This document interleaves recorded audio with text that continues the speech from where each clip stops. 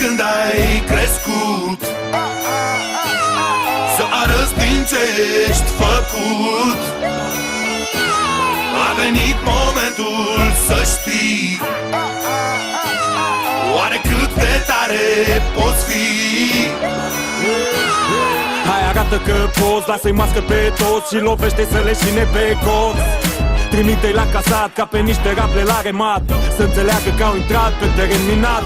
Ai talent, trebuie să porți coroana, știu drumul e lung ca Pan Americana. Schimbă panorama, nu ai ce să pierzi, mai ales când ai ceva în care să crezi. Trage în țeapă, frate, la fel ca Țepeș, ca să curgă ADN-ul pe preș, să iasă cash. Cineva vă rog să rostească sume, că băiatul meu e hotărât să-și facă nume.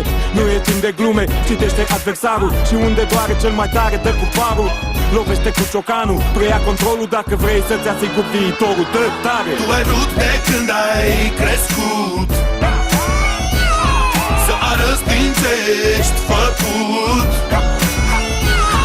A venit momentul să știi oare cât de tare poți fi.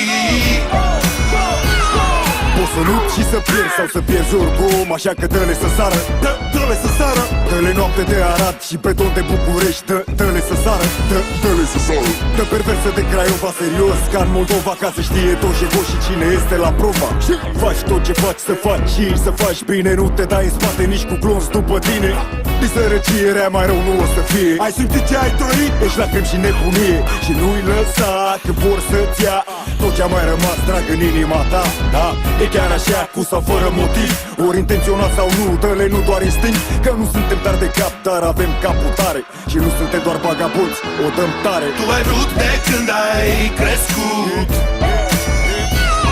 să arăți din ce ești făcut. A venit momentul să știi oare cât de tare poți fi. Inima bate, sângele fierbe, pregătiți imediat câteva gerbe, că unii o să afle că prezent